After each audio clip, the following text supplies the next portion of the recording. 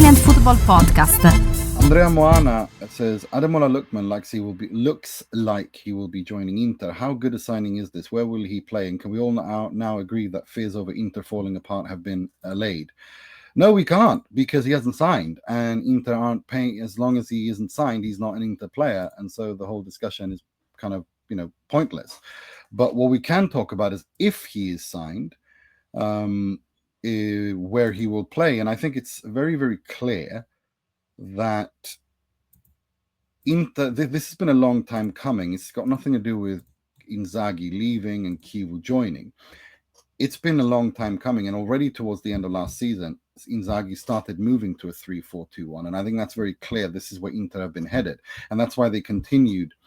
They completed the signings of Luis Enrique and Sucic and so on, because these are players that followed the plan, and Chivu playing 3-4-2-1 is again a continuation of what they wanted to do. So they haven't really upended their plans, tactically speaking. So Lookman coming in, it will be in the 3-4-2-1 with him playing in one of the two behind the striker, like he's played at Atalanta as well. That's kind of how I read the situation.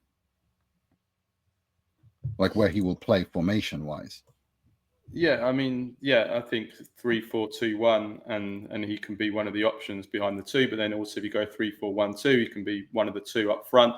And I think he just adds more variety to Inter's play. And I also think there's been a conscious decision which is why I think Inter are having a good market to bring more pace and more players that can dribble and beat their man and stretch the play and give a counter-attacking threat, which is all the things that Inter have lacked for quite a long time and was a glaring weakness last season. That Inter just didn't have players with any pace, and they couldn't get up. They struggled to get up the pitch sometimes in games, even in Serie A sometimes, which is scary. So they've really focused on that this summer. So they brought Boni, who can do that. They brought they're trying to bring in Lookman, and they're trying to bring in more players that are good technically on the ball, like Sucic. Henrique, okay, he doesn't look the best, but he's that type of player. So you can see the strategy behind it. I think that's the thinking behind it tactically. And if to complete this signing, I think it's an incredible signing if we get the Lookman from Atalanta. That's always the concern whenever you sign an Atalanta player. Juventus have been burned, of course. Other teams have been burned abroad as well. We've seen so many players that you think, this is an amazing signing. We said it about Koopmeiners. Who could have possibly thought Koopmeiners would be as bad as that? And we've seen it with so many other players. So that's the concern with Lookman. For me, that's the only concern, is do we just suddenly get a Lookman who is just a shadow of his Atalanta self? And they're doing something at Atalanta that made him better than he was.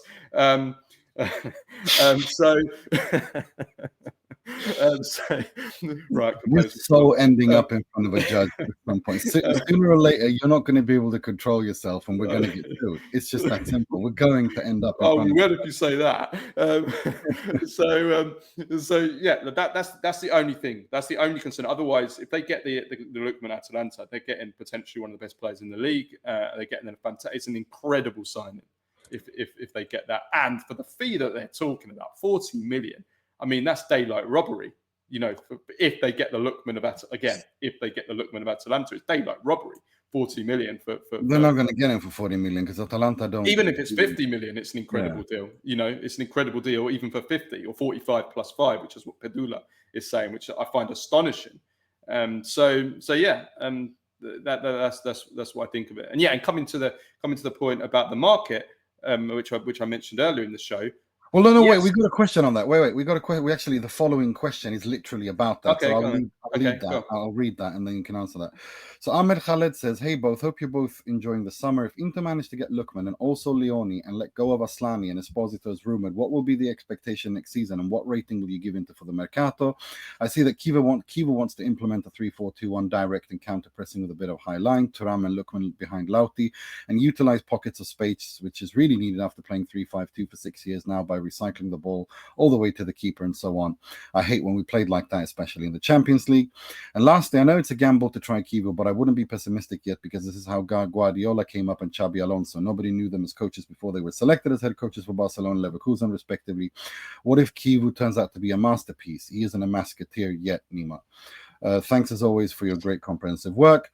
Well, if my grandmother had testicles, she'd be my grandfather. And as for Guardiola and Xabi Alonso was at Real Madrid under 14, then he was at Real Sociedad B in the third tier, and then he was given to Bayer Leverkusen before he had a fantastic breakthrough. But and then you have the same thing. Guardiola, he was in Barcelona's youth team setup. He was in the Secunda with Barcelona B. I would say Guardiola is the same as Kivu, but Alonso, I agree with you. Guardiola was just, there was no difference or what there was no Kivu has more experience than him. But the point is that when you do this, you take a risk. That's the point. And when you do take a risk, you have to remember that who was his staff at Barcelona. He had a very experienced staff. Kivu doesn't have an experienced staff. He's got Palombo and Kolarov. There is no experience here, and that is what the problem is. There is no experience here in this backroom staff, and it's a huge risk, which is a risk that Inter should never have found them in. That is the point I've been making. Max Allegri was there for the taking, and Inter deliberately chose not to go with him. That's that to me is a risk. That's the great. Yeah, I agree with you 100% on this. This is where the great unknown is for Inter going into the new season. It's with the coach. There's no doubt about that. That's the great unknown. What I disagree completely with is this whole doom and gloom with regards to Inter are in austerity when they've been the biggest spenders in Serie A, and this is downgrading Inter and turning them into they're the biggest spenders in Serie A. Okay, we can look at how they spent the money, which we can look at after. We can't say that now. But in terms of the spending, that speaks for itself. And if they get Lookman, I mean, wow! I mean, that's over 100 million in spending, and it's an incredible. Well, it depends also on who they sell. I mean, let's remember again: is Thuram going to stay? What's going to happen with Calhanoglu? Well, Auxilio obviously should never take public statements that are made. I don't believe a word that comes out of his mouth. I'm just saying, just to give context, Auxilio did say, didn't he, last week that Thuram is not for sale. So.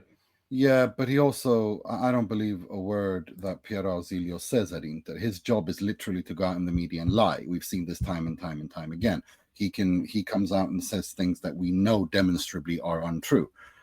Because that's his job. He's the guy who is narrative control. That's his job at Inter. That's why they've got him.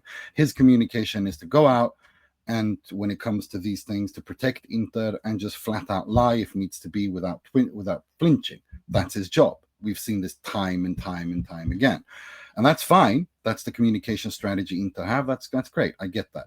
Everyone has their communication strategy. As for whether or not the Mercato, look, again, neither Leoni nor Lookman have been signed. Aslani is turning down offers. Esposito has not left. Inter haven't sold anyone. And there is still the issue of Calhanoglu to be resolved. There's still the Lookman has not signed yet. Leoni hasn't signed. We don't know what's going to happen with Acerbi. We don't know what's going to happen with De Vrij. There's talk of Jan Sommer leaving. There's lots of question marks surrounding Inter's Mercato. And Luis Enrique is looking like another Dalbert so far. I mean, I am not impressed with what I've seen at all. I'll tell you where I see the definite strong points and the weak. The weak point for Inter at the moment, as I see it, is probably the wing back areas. But again, we have to see what happens at the end of the market. Enrique's not looking good, and Dumfries could leave. And if Dumfries leaves, then that's where you could have potentially a weakness if he leaves. But at the moment, doesn't seem to be really any interest in him.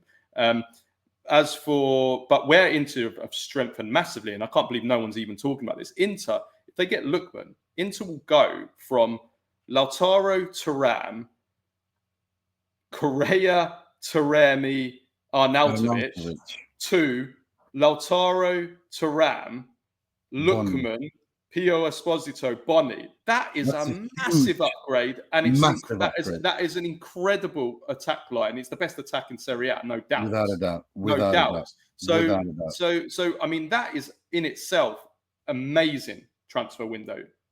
Okay, Pio Esposito was already at the club, but they've done the right decision and kept him and not sold him, which is something some stupidly run guys. It's the kind of thing Juventus would have done. Juventus probably would have sold Pio Esposito. They would have got into a negotiation over Lookman, and they probably would have said, "Yeah, okay, yeah, we'll let you have him because we want to have Lookman." They'd do the classic one step forward, one step back strategy. Inter have actually done that right, and they've said, "Look, we want Lookman, but you're not having Pio Esposito."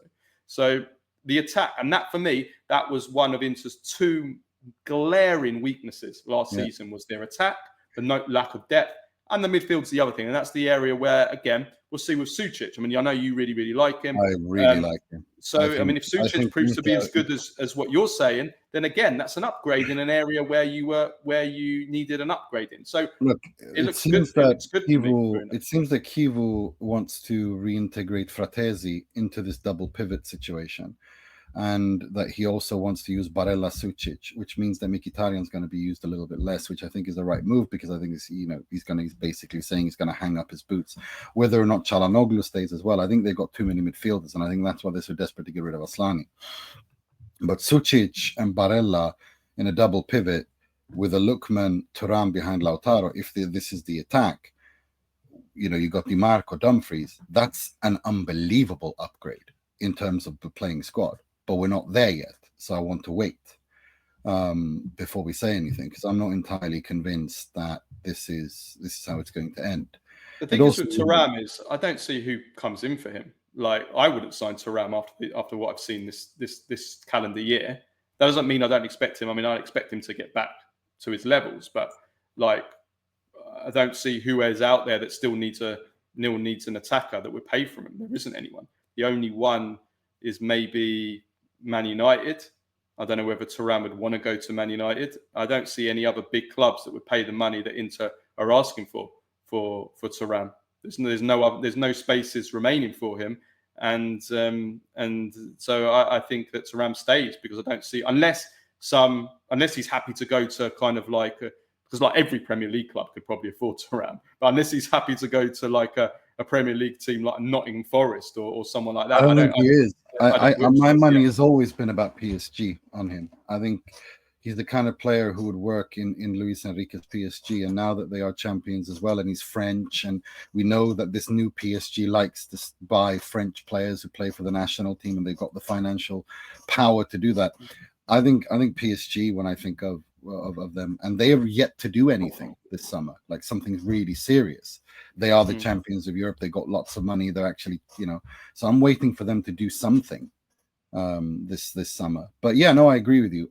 For the Premier League, I don't see, my money's on PSG.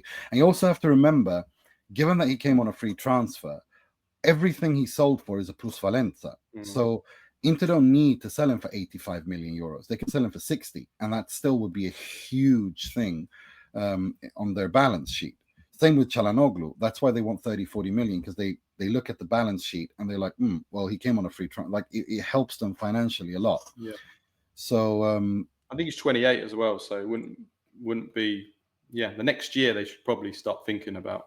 But if they have to stop, because if they don't, they need to extend his contract, because his contract expires. Like, I mean, that's another thing. If Marotta can't afford to fluff this up too, like, he can't lose Thuram, or you lose all the leverage there. Like, he needs to sort this out. It's really that simple.